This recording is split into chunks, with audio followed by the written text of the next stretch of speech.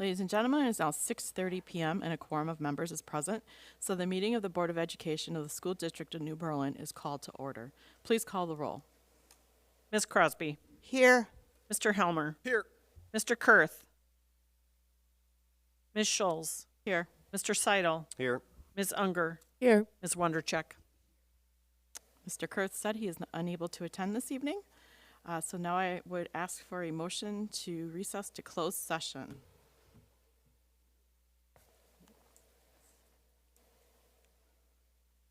Madam President, I move to adjourn into closed session pursuant to Section 19.8, 1C, E, and F of the Wisconsin statutes to consider A, executive session to discuss approval of superintendent's contract and benefits, B, approval of closed session minutes of February 14th, C, employment performance and compensation matters pertaining to staff, D, discuss revisions to the employee handbook, and E, return to open session. Second. I have a motion by Mr. Helmer and a second by Mr. Seidel. Please call the roll. Mr. Helmer. Yes. Mr. Seidel. Yes. Ms. Crosby. Yes. Ms. Scholes. Yes. Ms. Unger. Yes. Ms. Wondercheck. Yes. We're moving into closed session. We'll return to open session around 7 o'clock.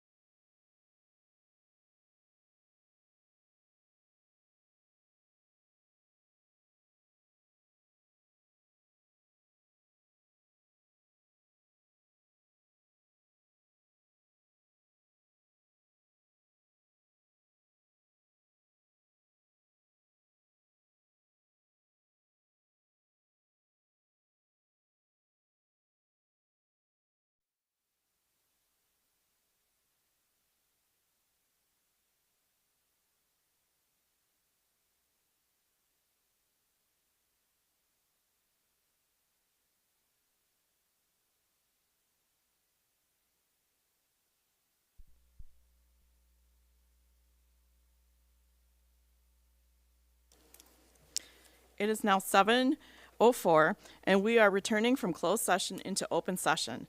In recognition of the serious and important nature of our efforts here, we will join in the Pledge of Allegiance to the flag. For all those who are able, please rise.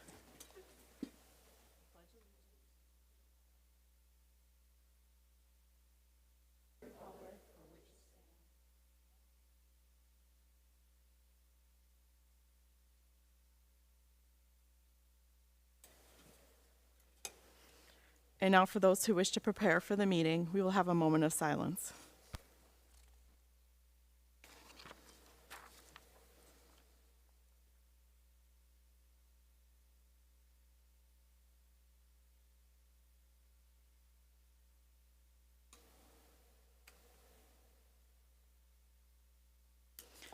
This is a public meeting of the Board of Education. Prior to this meeting, notice was given to the public last Friday by providing the agenda to the City Library. The agenda was also posted on the district website. A copy of the agenda was forwarded to the Journal-Sentinel, the Waukesha Freeman, and the Waukesha Now, all of which have filed requests for all public notices. We'll begin this evening with recognitions. Yes, so I'd actually like to start with our Director of Secondary Teaching and Learning, Kelly Kwiatkowski, to introduce our guest. Hi, we have AMCS Incorporated here, and with me is Bart Wellingstein, and he is an owner of AMC Incorporated. And why we're celebrating this carpentry company tonight is because they've been a proud supporter of our youth apprenticeship program for over 3 years. Not only hiring some of our students who are in high school, but also keeping them on because they're strong employers past graduation. So thank you for being a strong partner in our youth apprenticeship program, and we couldn't do our construction pathway without you. You're a key factor in making it successful. You're welcome.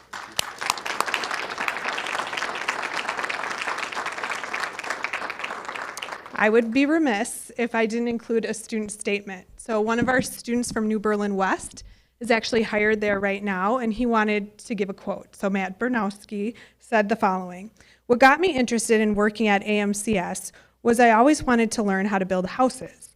I thought it was such a cool skill to have and be able to do for a living and for life. I got the job through my school counselor, Mr. Hunt, and Jim Sisko, who starts up the youth apprenticeship at AMCS. The experience for me so far has been great.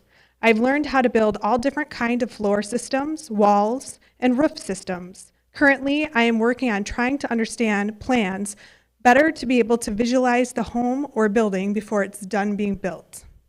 It has helped me decide what I want to do after I graduate, which is now carpentry, because it introduced me to a job that I enjoy and I continually want to learn more of." So thank you. That's pretty powerful.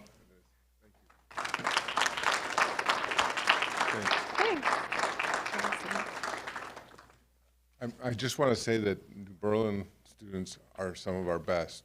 We go to schools all the way from Kenosha, Kewaskum, all the way out to Madison. And by far, your students are the best prepared for interviews and just best all around with their social skills, with their job skills. They're great students. I'm glad that you guys send them our way.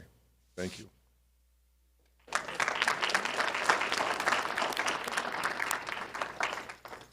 And then I'd like to ask our Athletics Activities Director, Kevin Fitzgerald, to come up, please, from Eisenhower.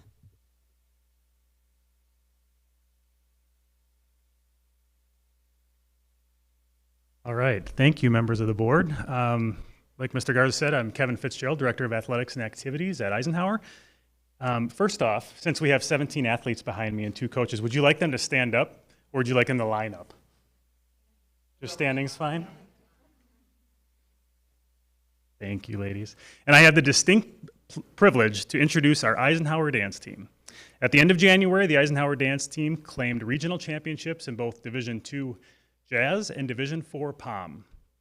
This is the 7th year in a row that the Ike dance team has won the regional championship in both Pom and Jazz. A very incredible accomplishment, to say the least. This team then qualified for the state competition in lacrosse, and earlier this month, Eisenhower claimed state championships in both Division II Jazz and Division IV Pom. What makes this dual state championship even more impressive is that this is the 3rd year in a row that this program has earned this feat. For the past several years, the Eisenhower dance team has been a model program when it comes to their commitment and excellence on and off the floor. It's already the longest sports season that we have at Eisenhower. Their first official day of practice was actually a little bit later this year when they started on June 29th. So they just finished 8 months of their season, and no other team can say that they work harder or put more into their sport than these student athletes behind me. In addition to the success that they've achieved in their sport, they're also more than holding their end of the bargain in the classroom. Currently, now this is currently only a few weeks in, this team has a third quarter GPA of 4.0. Yeah. All right. And as a team, they've collectively had a cumulative GPA of 3.817. Incredible. Congratulations, ladies.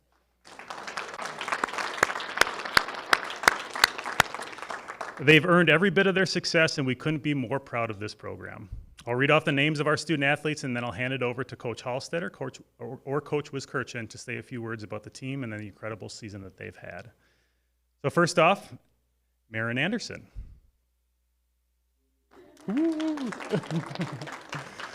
Maya Anderson, this week's Fox 6 Hot Shot of the Week athlete.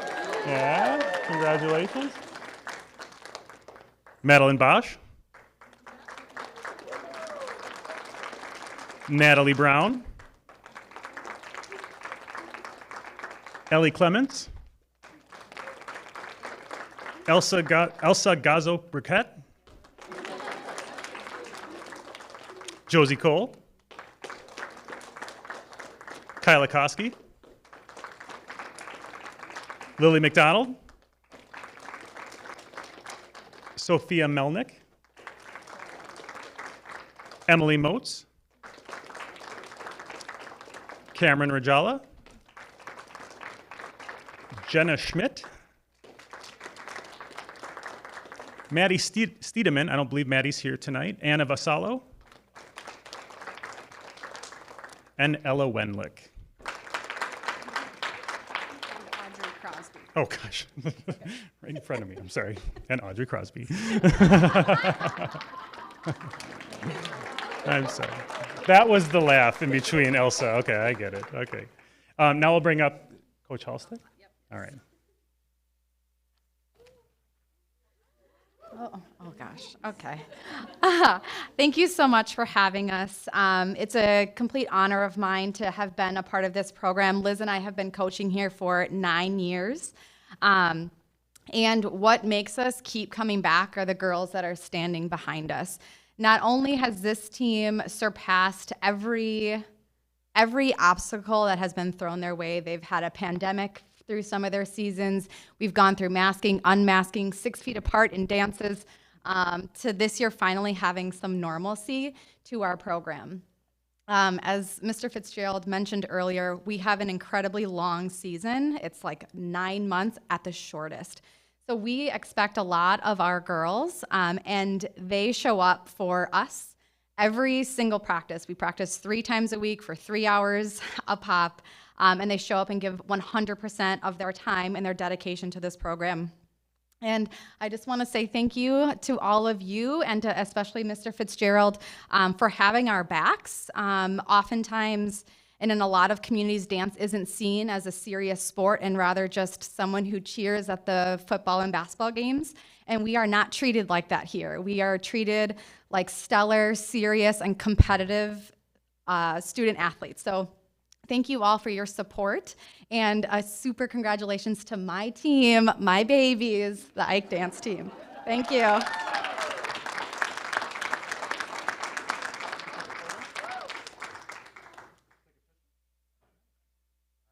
Before you get a picture, I just want to say I am wildly impressed that you practice for 9 hours a week, every week, and you have the grade point average you have. That's amazing. So, yay. Yeah. Good job.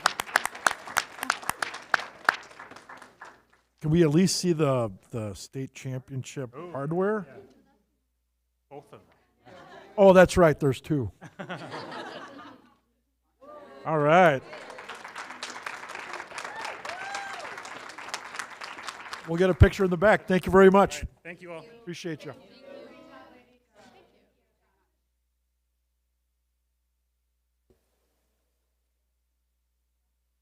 Up next is privilege of the floor. Do we have any? Okay, so we don't have any speakers this evening.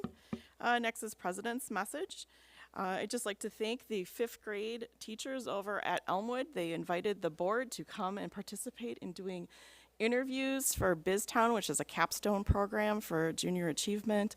Students get to apply and interview for jobs at BizTown, and Kate and I took up that invitation to do that, and that was just a load of fun. We heard the man here from EMCS speak about how our students are prepared for interviews. Well, we get them started young, 5th grade, and they are quite impressive. So Kate and I really did enjoy that, and so we really like being invited. So please keep inviting us back to do that. Now we have the administrative team report. We have the secondary student representative update. Good evening, everyone. Another huge congratulations to the Eisenhower dance team for their fantastic season. On the other hand, in the classroom, AP Government is currently working on current events, and it's sparking a lot of really engaging and interesting conversations within the classroom. Also, orchestra has begun practicing during Flex for their upcoming trip. Students will go play at different venues in Washington, D.C. this spring break. Choir has spent the last semester getting ready for their concert on March 7th, where they will perform multiple songs from Sister Act, Les Mis, and other musicals that Ike Theater has performed in the past. Juniors are currently preparing for the ACT, which they will take next Tuesday. All of the hard work has paid off in the classroom for the academic decathlon team, as they are Division III state champions after a successful performance from all the decathletes this past weekend. The Eisenhower DECA chapter competed in the State Career Development Conference in Lake Geneva this past week, and will be sending 9 students to the international competition in Atlanta, Georgia this coming April. Eisenhower Theater wrapped up their last weekend of performances of Addams Family, and the show has been one of Eisenhower's best, with months of preparation from the cast, crew, and pit. Prom ticket sales end tomorrow, and the students are really excited this year for prom, as it's the first time that we've been able to have a prom in the last 2 years. And this year's dance will be Cloud9 themed at the Brookfield Conference Center on April 1st. Also, the United Wrestling team with Ike and West has sent 5 wrestlers to Madison to compete in the WIA State Championship. Winter sports playoffs are underway, with the girls basketball team winning the regional championship this past Saturday against South Milwaukee. And in the game prior, Bryn Furstenberg, a senior at Eisenhower, scored her 1,000th point and is just the second girls basketball athlete to have scored 1,000 points and have 500 rebounds. And finally, the spring sports season is starting up next week, and students are really excited to finally get outside and play as the weather starts to warm up. Thank you. Thank you. And the superintendent update. I'll hold off on my COVID update until that item on the agenda. Then we have district reports. We have the incident report, the enrollment report, suspension report, and donation report. Before we read the donation report, are there any questions? Then if you wouldn't mind, Mr. Seidel, reading our donation report. It would be my pleasure. First donation was from Burghardt Sporting Goods to support a sponsorship in the amount of $2,000. The next one was Hoogland Foods to support the Holiday Classic cheer sponsor. That was for New Berlin West. Both the first two were. The next one was for New Berlin West, Master Manufacturing LLC to support the robotics at New Berlin West in the amount of $1,000. The Hoogland Foods was $1,500. The next one was for New Berlin Eisenhower from Jordan Heller, support the orchestra program with donation of a cello and in-kind donation of $200. The next one was for Ronald Reagan, the Ronald Reagan Home and School, to support the bus costs for choir students attending the March 5th, 2022 Milwaukee Wave Game in the amount of $336.56. The next one was for New Berlin West, Charles Schwab, support of the baseball program in the amount of $1,000. Another one from Charles Schwab for the New Berlin West, support of the musical Mamma Mia, $1,000.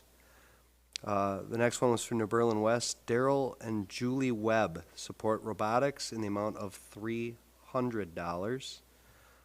The next one was for New Berlin Eisenhower, Kim Magulski, support Pathways program in the amount of $500.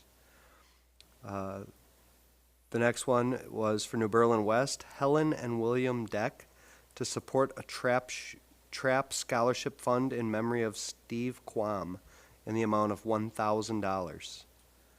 The last one was for New Berlin West, Waterstone Bank, support of a scholarship in the amount of $1,000. Our total donation for the district was $9,836. Thank you, as always, to our generous donors. This was probably one of our biggest lists so far. So thank you. We all appreciate it. And that ends my report. Thank you.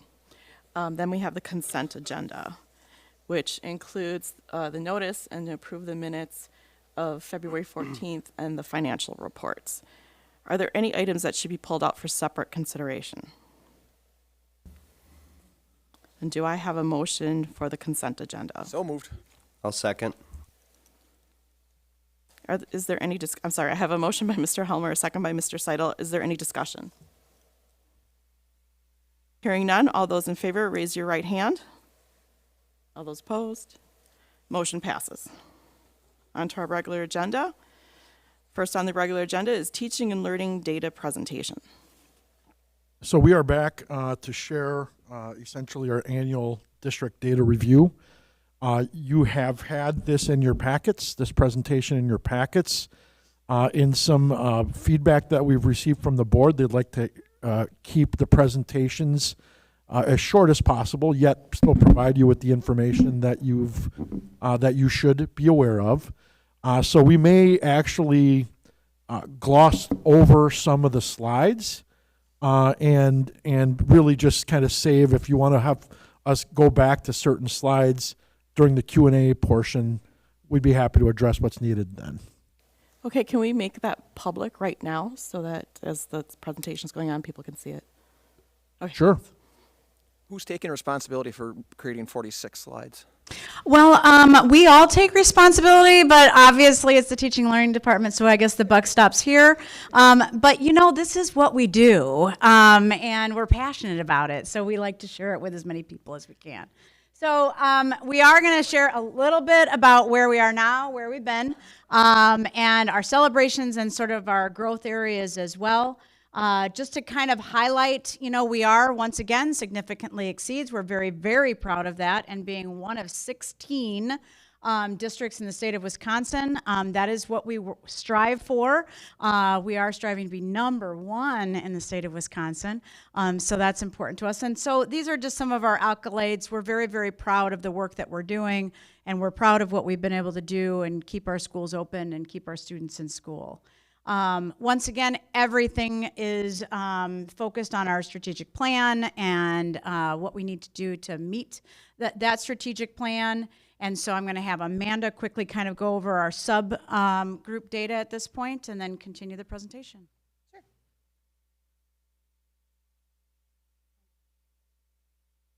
Great. Hi.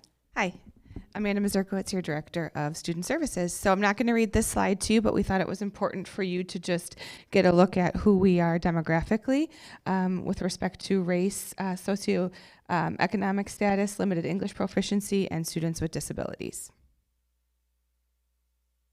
We've given this slide to you the last couple of presentations just so that you can see where we are trending for a number of students that we are evaluating for special education purposes. What this data on this slide is telling us that in the last 2 years, 74 and 80% of students that we evaluated were of the early childhood age, but actually the majority this year is our students who are in K-12. And so we're seeing that shift this year. Also, over the last 2 years, roughly about half of the students we evaluated were actually eligible for service. And this year so far, we're at 64% of students who we are evaluating are eligible for services. So more students are being found in need of support than in the last couple of years. We're right around the number of evals that we did the last 2 years with where we are right now with still 3 months left of school. This slide shows you the overall infractions by level for the last couple of years. Now, keep in mind this could be one student committing multiple infractions, so the number of infractions does not equal the number of students committing the infractions. As you know, mental health is another area of focus that we have, and through our partnerships with Family Services, our mental health advisory, also Care Solace, and our mental health professionals within the district, our psychs, our psychologists, our social workers and our counselors are also working with students. And this just shows you the number of students who we are seeing at the elementary and secondary levels by quarter the last couple of years. So these are number of individual students that you'll see on this chart. And then just a couple of bullet points that I'm not going to read to you just for sake of time, and you have them in front of you, but just a few points that we're really proud of with respect to how we are continuing to address the social emotional learning needs of our students along with their mental health. I think one of the biggest points of pride is our partnership with Care Solace, which is allowing our families and staff members to be hooked up with care out in the community for their mental health needs at a quicker rate, given that Care Solace is doing that work on their behalf. Lastly, this is our attendance that you can see from 2016 all the way to the end of last school year. Another really nice point of pride for us that we continue to be in the upper 90s. And with that, I'm going to turn it over to Mr. Ranke and Ms. Kwiatkowski.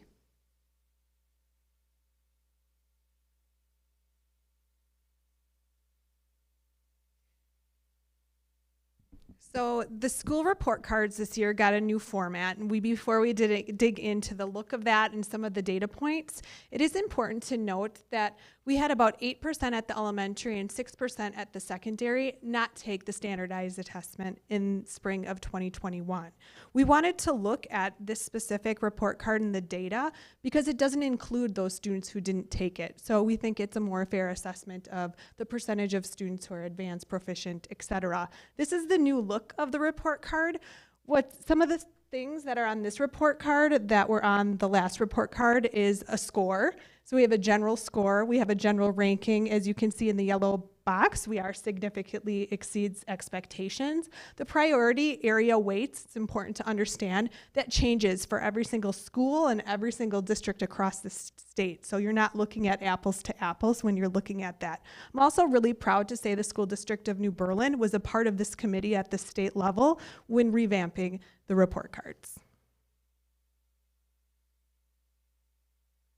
So Kelly talked just a little bit, sorry about that. Kelly talked just a little bit about the school report card, and one of the ones that I think we are collectively most interested in often is the achievement of students in our district. You can see here that on our school report card, our actually achievement in the state of Wisconsin is better than 96.1% of schools in the state, which is a pretty I don't know. I think it's a pretty awesome thing to look at. You can see though we have gone down slightly in our ELA over the last few years, and our math has held relatively steady over the last 3 years. Just as a quick comparison, we put Waukesha County schools on the graph. Where the purple bar, you can see where we compare to other schools or school districts within the state, and that's an ELA. And then the next one is in math. Just a few general observations when we look at the school district or New Berlin school report card. Sorry about that. We are a top performing school in the state we perform stronger in math than we do in ELA, which is not atypical. In fact, the majority of schools in the state see that trend. We've continued to see a slight decrease over time in our English language arts scores. And then one of the things that we didn't share, but you can see on our report card, is that all of our subgroups have meet the kind of a year's worth of growth or average growth in the on our assessment data. So that's a really a nice data point to keep in mind as well.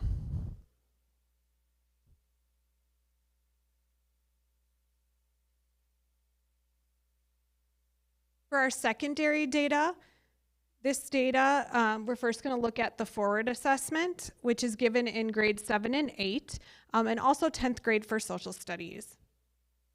So when looking at the subtests, these data points that you're looking at right now do include the non-testers. So the non-tested are factored in as a 0% proficient. So we have mathematics, we did go down a little bit. ELA, we did go down. Science, we actually went up. And then social studies, we're holding steady. So again, the non-testers are factored into this data set. From WiseDash, if you would like to look even deeper. Aspire is for 9th and 10th grade students. It's considered a pre-ACT. It's aligned to the ACT assessment, and they also take that spring of 2021. If you look at this data, our math was consistent with a few years ago. English is almost exactly the same. Science, like we saw for our middle school students, went up, and then reading is down a little bit. Again, the non-testers are included in this data set. When looking, and this is hard to read on here, but hopefully you have it in front of you, when looking at our Waukesha County peers, and we're in a very high-performing county, for mathematics, you can see we're near the top for 9th, 10th ACT Aspire. We are almost at the top. And then from reading, just like Brady said, it's a statewide trend. We are not doing as well in reading. We're towards the middle of the pack. When looking at our ACT, all juniors take this assessment. As Simon said, they're getting ready to take it next week. So we're pretty excited about that. But you can see Eisenhower is second in the county, and then New Berlin West is in the middle of the group. Again, Waukesha County is a very high-performing county for the ACT. And this is the composite score. Four-year graduation rates, when looking at the class of 2021, our four-year graduation rate did increase from the class of 2020, and we're very proud of that data set. College and Career Dashboard. This is our internal dashboard that we've been measuring for about 5 years now. We have some celebrations and some areas of growth.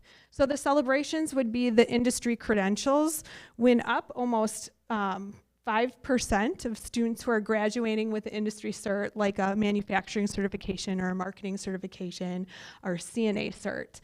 Another area of pride is our standardized tests increase from the previous year.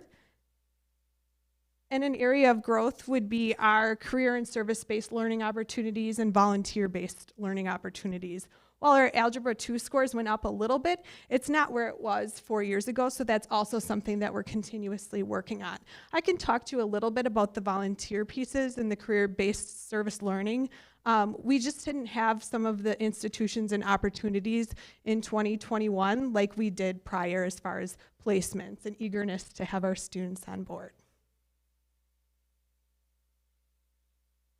And then if you're interested in what is made up of those data points, these are the different factors and indicators.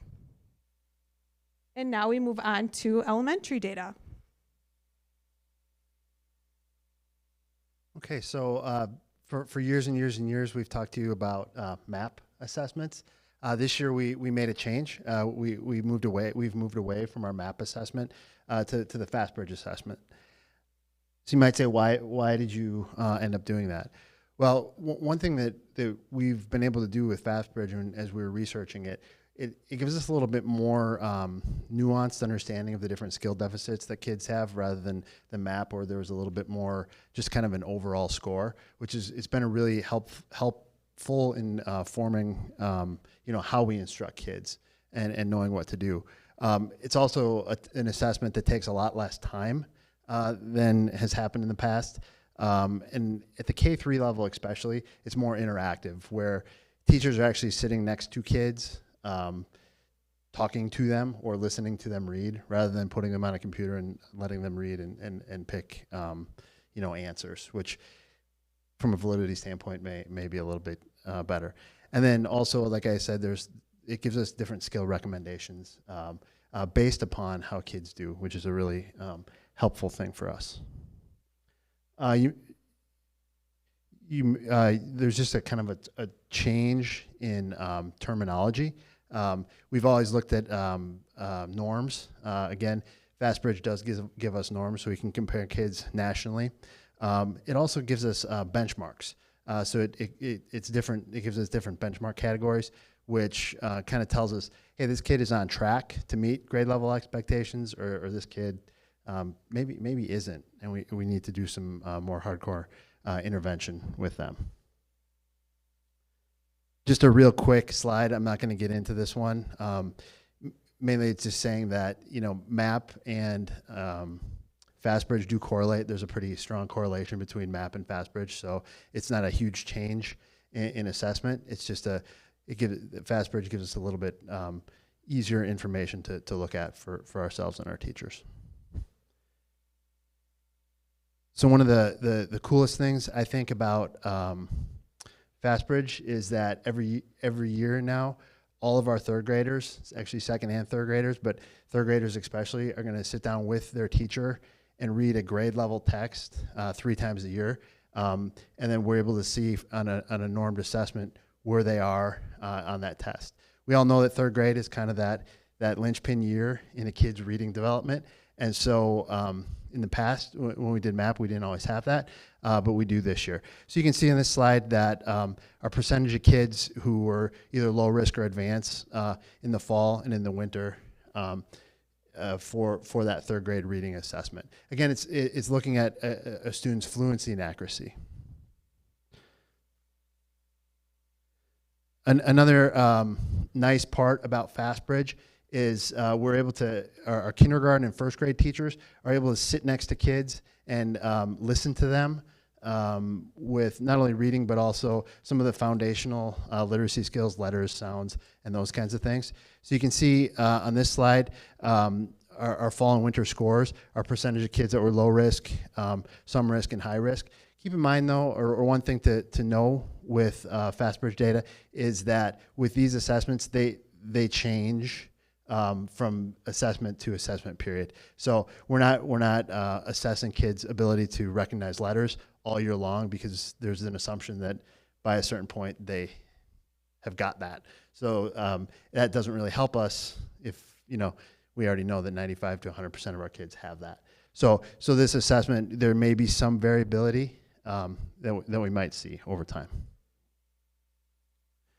Another cool thing about Fastbridge is it kind of points out some of the word attack strategies and word understanding for kids in our 4th, 5th, and 6th grade, which is a really helpful thing for us. Some of this encoding, decoding, morphology. I'm not going to get into all that stuff, but you can see one of the points of like aha moments for us was, oh my gosh, like kids were at a certain level at the beginning of the year and they're not maybe keeping up to the pace at the end of the year, which has been really helpful for us as we look at our programming, because we know that might be a bit of a challenge for us.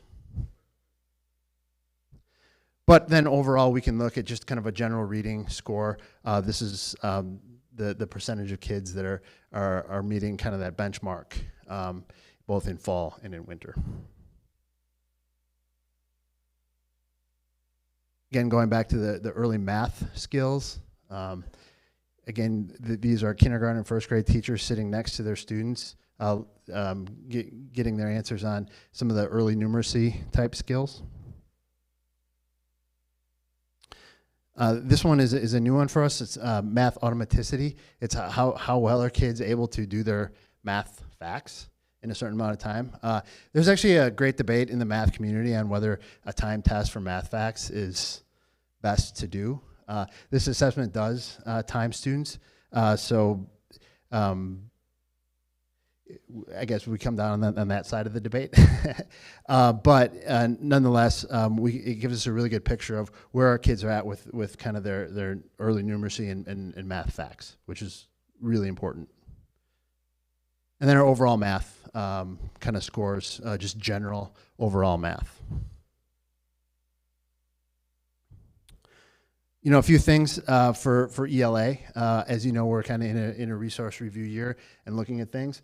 A couple things to point out as we move forward in that, and that we're knowing, and actually the Fastbridge data is really backing up for us. One, we need to get a little bit better with our systematic and explicit word work and phonics instruction. We need to increase the rigor in building background knowledge for kids. We need to pay attention to a little bit more complex vocabulary, and we need to really prioritize making sure that every kid every day has access to grade level text. And then in math, again, we're going to continue to implement Reveal Math. We started it last year. It's been a positive thing for us. However, we need to keep on with it. Again, Alex and Redbird Math are great programs that kids are using. And then we're gonna explore further avenues to develop some of that fact fluency and automaticity with our kids.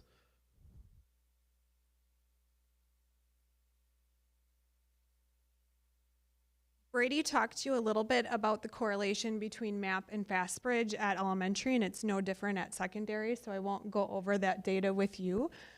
We give Fastbridge to students in 7th through 9th grades, with the exception of advanced mathematics students who are in algebra. So those students are not included in the data set. For auto reading, which is a new test that measures how quick students are able to identify different decoding skills, phonics skills, etc. We saw growth in all of our schools, West and Eisenhower, with reading from fall to winter. It's something that we've been hyper-focused on, is literacy at both secondary buildings, and we're seeing the results. The same thing when you think of English and literacy in general, grammar, reading, comprehension. You can see it was almost the same data as some of the foundational skills assessments that they had taken in reading. So that's something that we're digging into even more. Are these the exact same students? And largely they are.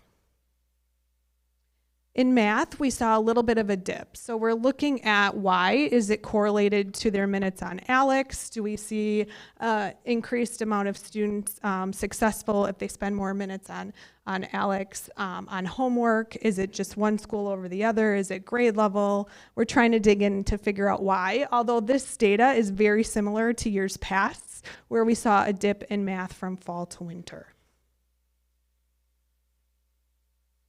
So these are our key findings. It's what I just said. We're growing in literacy, and we saw a little bit of a dip in math. Any questions? I just had one question, Brady. I think this one's for you. You were talking about Fastbridge, and several times during your presentation, you were talking about sort of the one-on-one quality of the Fastbridge tests and how that's valuable because, you know, you're getting more kind of hands-on interaction between student and teacher, which is great. My only question is, how practical is that, and how long does that have to go on, and how is that for teachers, and how is that being received, and have you gotten any feedback from the teachers in administering a test that way, which seems different from doing the maps that we've done in the past? Yeah, I think overall, you know, all of our teachers have learned it. Now, the assessments don't take very long. Okay. And we've been able to manage our schedules so that teachers can do it throughout the day. Also, as you know, or maybe don't know, we have a couple of building subs in our buildings, which has been really helpful because a building sub can cover a classroom for maybe half a day, so the teacher can just kind of burn through her whole class and do that. So our teachers have really liked it. It's provided a valuable experience for them. So they have like the, Because but again, it it's sounds a little good. different. Yeah, it is different. It sounds great because you get that right. one-on-one kind of feedback where it's in real time for that teacher, which I think is really good. I was just wondering how they were managing it and how they were feeling about it, because I think that's important too for it to be successful. So sounds good. Sorry, give me a second. Where is it? There we go. I didn't hear a general consensus on what we need to do differently in terms of a district. Do you have something that stands out? The one thing that stood out to me was the ELA numbers for K-12 on slide 15. Let me get back to that one.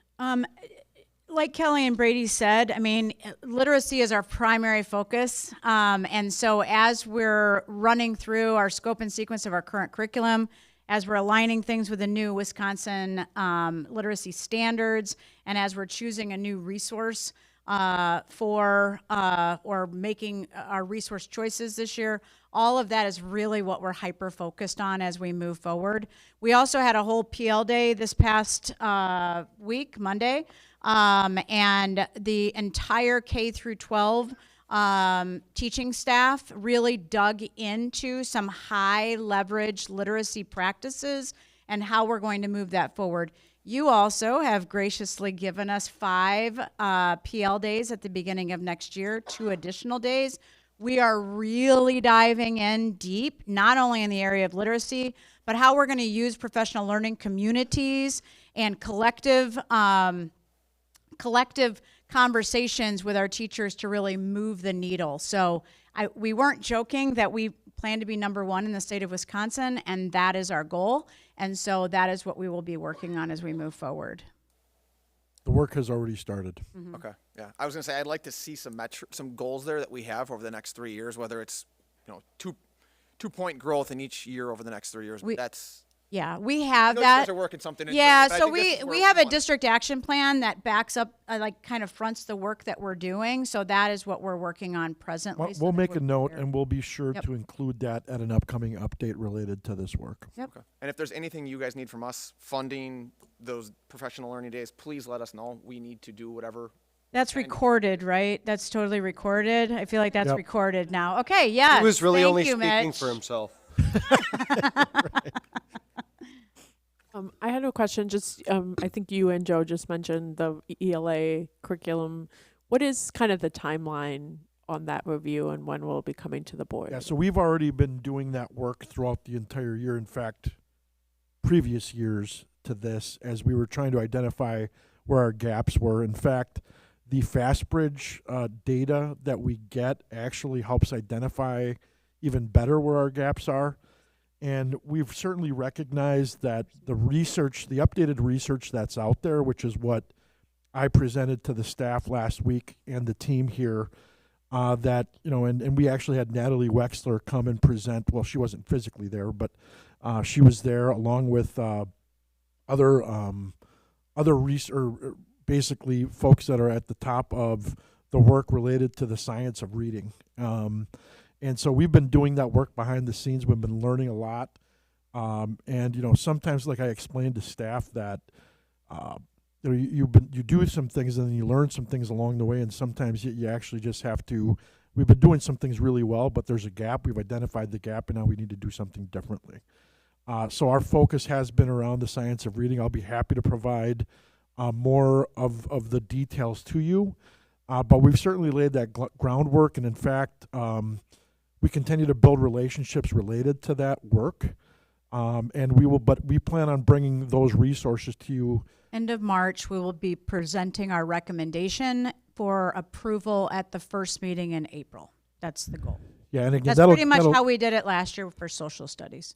And when will the curriculum materials be available? I think they would then be available once we go ahead and present our recommendation. Then we kind of set them up, and then you have that 2-week between, window. and then similar to what we've done before. Perfect. So. Thank you. Thank you very much. If you have any additional questions, please send them to me, and I'll be happy to provide them to you in another board update. Thank you, team. Thank you.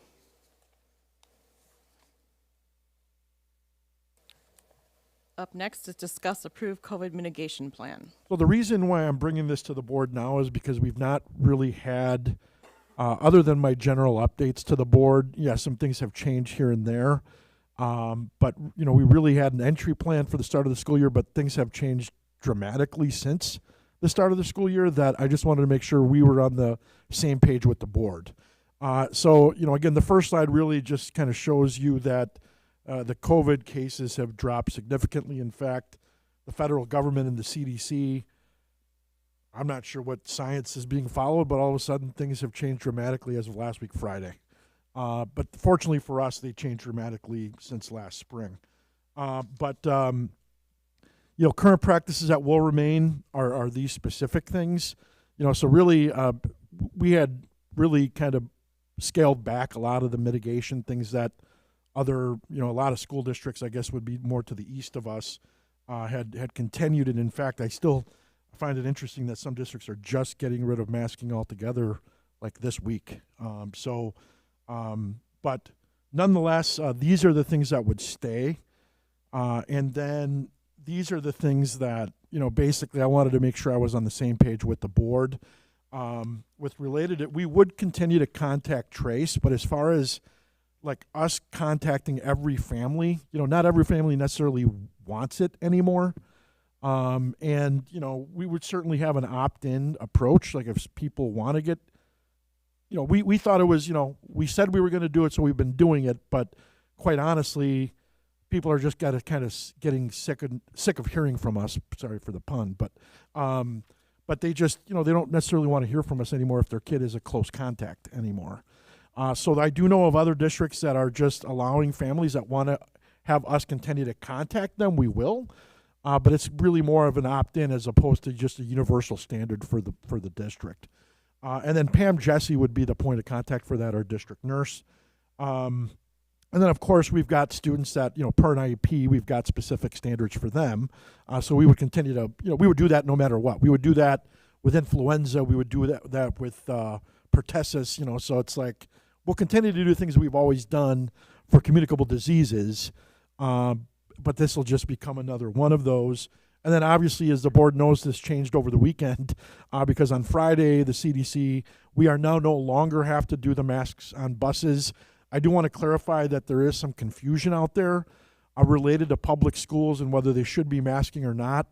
The crux of the issue at hand that's confusing people is they'll read public transportation, they should continue to wear masks. Well, we do not use public transportation for our students to be transported.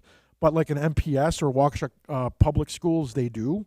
And so there they have to make that determination separately because that is public transportation. We use Durham. They're a private provider.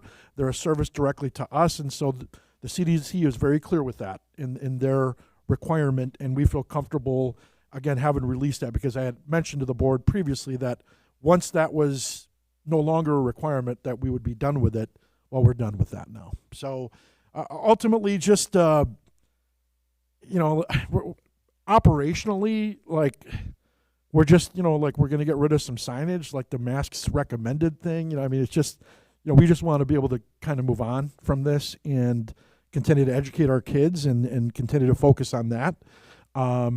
And quite honestly, I'm not sure that I'll continue to provide COVID updates anymore.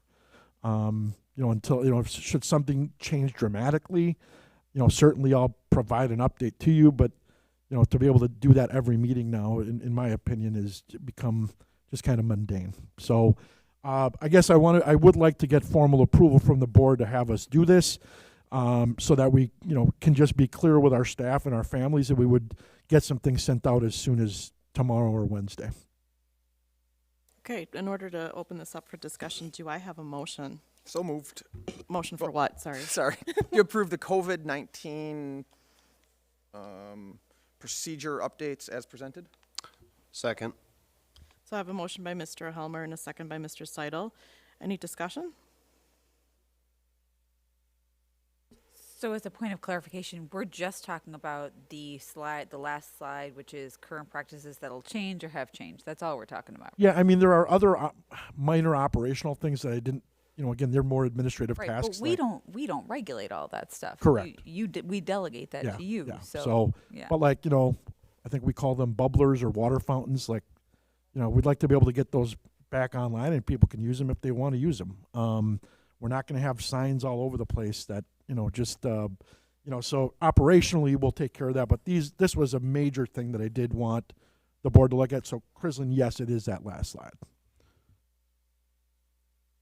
Any other discussion?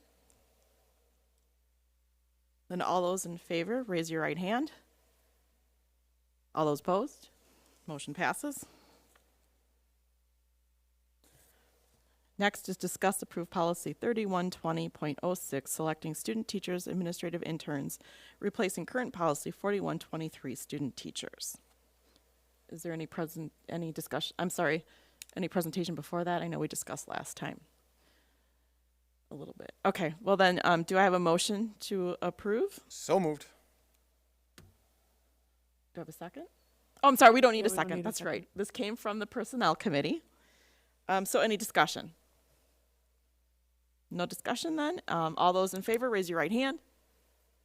All those opposed? Motion passes. And then we have another one here from the Personnel Committee. Discuss approve policy 3122, non-discrimination and equal employment opportunity, replacing current policy 4110. Do I have a motion? So moved. So I have a motion by Mr. Helmer. All those, any discussion? So all those in favor, raise your right hand. All those opposed, motion passes.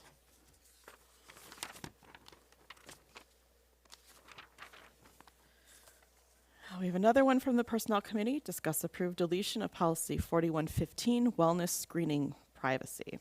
Do I have a motion? So moved. A motion by Mr. Helmer. Is there any discussion? Then all those in favor, raise your right hand. All those opposed, motion passes. Another one from the Personnel Committee, discuss approve deletion of policy 4132, publication of articles. Do I have a motion? So moved. I have a motion by Mr. Helmer. Any discussion? And all those in favor, raise your right hand. All those opposed, motion passes. That is it for the Personnel Committee ones, and we have discuss approve the 2022-23 meeting date options. Yeah, so there were basically three questions that we would like answered from the board as far as what they'd like to approve. The first one would be in October.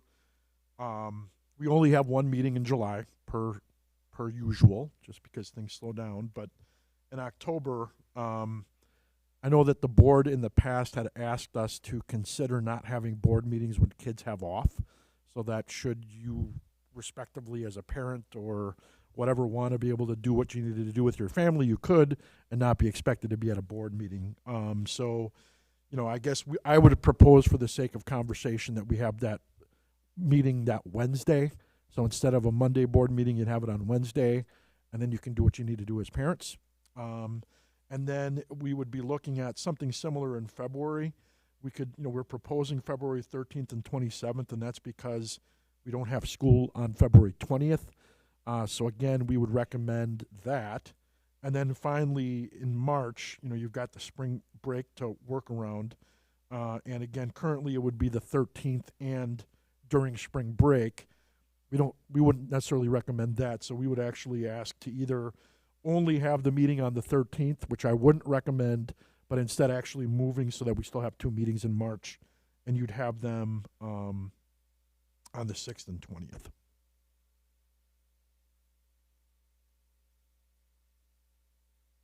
Yep. Okay, since we need to make a motion, why don't we discuss what we want that motion to be? As far as October, Wouldn't it be just to approve these? well, because the way it's written here, there's multiple options, so I want to make sure that we have the options we want. So the options is in October. One of the options is in October. And again, we recommend having that meeting that would have normally been on that Monday to just be moved to that Wednesday. So we do it on the 12th, Correct. and then 31st? Am I reading that right? No? Oh, just on the 12th. So he makes a record, so we take that And first then the- recommendation. Okay. And then the 24th then would be your regular, the fourth Monday. That wasn't included in there, but so. Oh, okay, so October 24th would still happen, okay. All right. Are we all good with that? Okay. And then the other options in February. And we would recommend the 13th and the 27th because there is no school on the 20th. So the 13th and the 27th would be the normal second and fourth. I think the reason you have that listed is because if we change FYI. March, did we want to change Correct. February too? Could we just do March 13th and 20th? Because if we shift it back to March 6th and 20th, then we still have 2 board meetings in a row. So I feel like it's less change for the public if we just change the one meeting that would fall over spring break and move that up a week. We can do that, and I would just caution because, having a board meeting like literally a week from today. But it would be that way anyway if we're going to meet on February 27th and then again on March 6th. But instead of moving both Right, but you would meetings have- in March, we're moving only one. Sure. And then again, you can decide whether you want that second meeting or not the week after. Because I'm not sure that you're really going to need it. I mean, we can put it on the books to have let's them. not have it on the books and add it if we need it. It's easier to add it, I think, if we have something on the agenda. You can do whatever you want. And I don't know that you would want back-to-back meetings 1 week I'm after not the other. disagreeing. I just Yeah. feel like if we change it in March, then we got to change it in February. No, that's and fine. then That's do a we have good to point. change That's it a good in point. January? That's a Like, good point. Cascades backwards. But I would say better to list it as March 20th and then cancel if we don't need it versus, like, I feel like it's easier to cancel a meeting than it is to post a new meeting that's not scheduled. Right, Diana?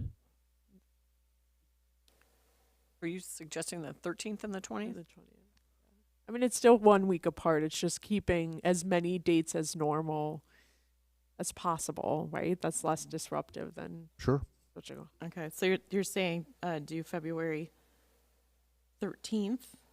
Yeah, leave February as the 13th and the 27th. And then in March, do the 13th, but then the 20th because of spring break. So we're then only changing the one October meeting and we're changing the one March meeting. Yes. I'm good with that. Everybody else? Okay. So that takes care of the ones that have options then. Okay. Diana, you have that all down? Can I just run this by just to make sure? So October 12th, that Wednesday the 12th, and then the 24th. We'll keep February the 13th and 27th, and then March 13th and 20th. Okay, thank you. I'm going to make a real motion on that so we can actually Motion vote. to approve what Diana has written on that piece of paper that no one can see. Do I have a Seconded. Second. I have a motion by Mr. Helmer and a second by Mr. Seidel. I think we all have it discussed out. Double checking though. Good. Okay, then all those in favor, raise your right hand. All those opposed? Motion passes. And now we have up our State Education Convention Delegate Assembly update from Ms. Wondrotek. All right. So I attended the Wisconsin State Education Convention, which was on January 19th. Do you want to just, do you mind advancing that for me? I don't have to do it. I don't have to hold it if you, beautiful. Thank you, Joe. Awesome. Thank you so much. So I attended that convention. I'm the WASB delegate for our board. The convention format, the convention's held every year. This year they had a hybrid model, so they held it in person downtown, and then you could also be virtual. So I was virtual because I was in my office, and I also just didn't really want to drive downtown. But I was able to attend on our behalf. The way that the convention works is that districts from all around the state submit resolutions to the Wisconsin Association of School Boards Policy and Resolutions Committee, and those resolutions get considered. Then the Policy and Resolutions Committee takes all those submitted, and they propose a certain number of resolutions to be considered by the committee at the convention. And then the third step is that those resolutions are presented. Typically it's about 10 resolutions a year that get considered at the convention for consideration by the body, by the delegates. Joe, if you could just go back to the last one. One thing I did want to talk about, because we had this discussion several months ago about WASB and what does WASB do, and I think that I felt like I had done a bad job as your delegate kind of explaining what WASB does, so I want to try to correct that mistake on my part. So WASB is it's basically a sort of legislative advocacy organization, among other things. They also provide a lot of services to us as a district. But they do a lot of events, like they put together state budget hearings, allow state law tracking. They do events like the Day at the Capitol in a budget year. Now, all of this has been a little goofed up because of COVID. And I was able to attend a Day at the Capitol a few years ago because I was the WASB delegate, so I could go and do that. And I was able to meet with legislators and talk about education policy and what we wanted to see as a district and how, our funding was, affected by being the negatively aided tertiary district that we are. And so that was, I think, really, really helpful for me as a delegate from our board to understand how that sort of funding mechanism churns through. But WASB does these sorts of events, which I think are very useful, and I wanted to make sure that I told you all about those. So in the next slide, there were, in fact, 10 resolutions at this convention. I'm not going to go through all 10 because I don't think anybody wants to be here all night. So I kind of picked out some of them that I thought were more notable. There was this first resolution was the first resolution actually presented at the convention, and there was a resolution that was submitted by the Superior School District, which is in way northern part of the state, and they were supporting passage of state legislation to protect youth who have been subject to child sex trafficking from criminal prosecution for prostitution, which was kind of an interesting resolution because basically they said that these child sex trafficking cases have been reported in all 72 counties in the state. And so they wanted to try to protect these kids from being prosecuted for prostitution, which they would be when they're being sex trafficked, which is kind of crazy. So that resolution passed the assembly. We can go to the next slide. This next resolution was a resolution in support of annual increases in per pupil spendable resources for public school districts to manage inflationary pressures, especially now with inflation advancing so quickly, due to a lot of different economic pressures that I'm not really qualified to discuss. But this resolution passed also. So that was another resolution that was considered and passed by the Assembly. The third resolution that was considered by the Assembly, this one was brought by the Policy and Resolutions Committee, and it was an amendment to an existing resolution. So just as a matter of explanation, WASB has a series of resolutions. Like all these resolutions that they pass at every annual convention, they're all in this book. And they're, I think Janet, as the president, you got this book too. So all the resolutions that WASB passes are published in this book, and they're kept in this book as sort of like a manual of WASB and the things that WASB wants to advocate for and that type of thing. So this resolution, the third one, was a resolution that was in existence prior to the convention, but they wanted to amend it. And the language that they wanted to amend was regarding children with disabilities and increasing the special categorical aid reimbursement level for districts like us to be not less than 60% of prior year eligible costs and maintaining funding at no less than percentage each year thereafter via a sum sufficient appropriation. And the long and the short of it, from what I understand, is that they're trying to get a better reimbursement rate for districts like us who have such high special education costs. Our special ed costs are really high. And so so what this resolution is asking for is for the pay-in from the government that collects all our taxes, and we've talked about this before, we're a district that pays more in to the state than what we get out of the state, right? We're a donor district. So because of that, we're saying, look, we'd like more reimbursement, especially for our special ed kids. And that's what WASB was saying. This resolution, again, brought by the Policy and Resolutions Committee, also passed. So that was the third resolution. Then I'm jumping to resolution number 8. And this is regarding the topic that was discussed by this board as far as the National School Board Association. Several months ago, there was this controversial letter that was sent by the president of NSBA, and it was met with all kinds of, anger and frustration and all that sort of thing. So WASB sought to address that. And what they wanted to do is they wanted to say, from what I understood, and especially in the discussion that I heard in the assembly, was that they didn't want to be forced to stay a member of NSBA in particular, which was, something that this board discussed. They said they want to maintain a national presence and or membership in a national association, but they didn't want to name it. So because they think that it's important for educational bodies like WASB to have a membership in a national body, whatever that national body is, in order to ensure that federal education policy can be affected by whatever our needs are at the state level. So you have to have a conduit. So that's what this is aimed to preserve, but they wanted to amend the language and amend the resolution. Again, this is an amendment of Resolution 5.16, which is an existing resolution in the body of resolutions, saying that we want to maintain a national membership, but we don't want to be tied to one particular organization. So then they have the freedom to say, hey, NSBA, we don't like what you did, so we're out.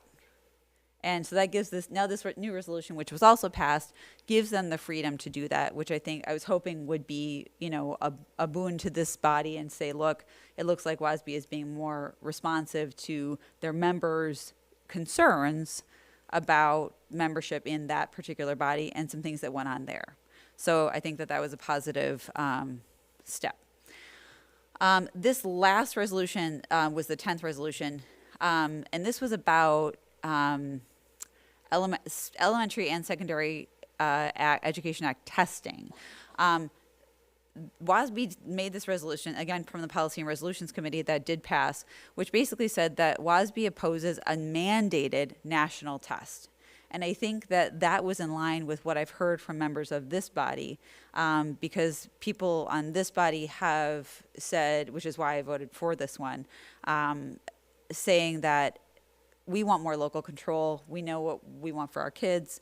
This change to the existing Resolution 3.17 would mirror that. And we're saying, look, we don't want to have this national test, and we don't, whatever it's being contemplated, we don't want a part of that. And this also did pass at the delegate assembly.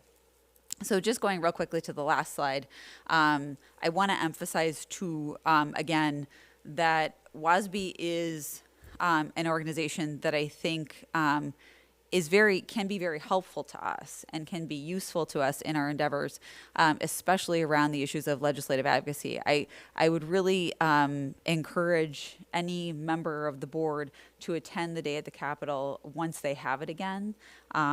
It's got to be held in the budget year, so we're always off from that.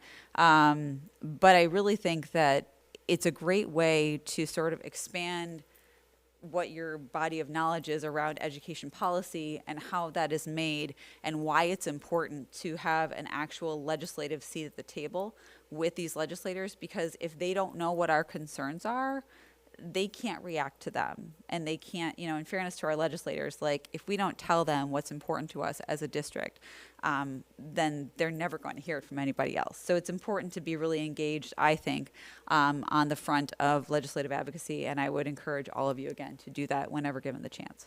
So any questions for anybody? Thank you for putting this together.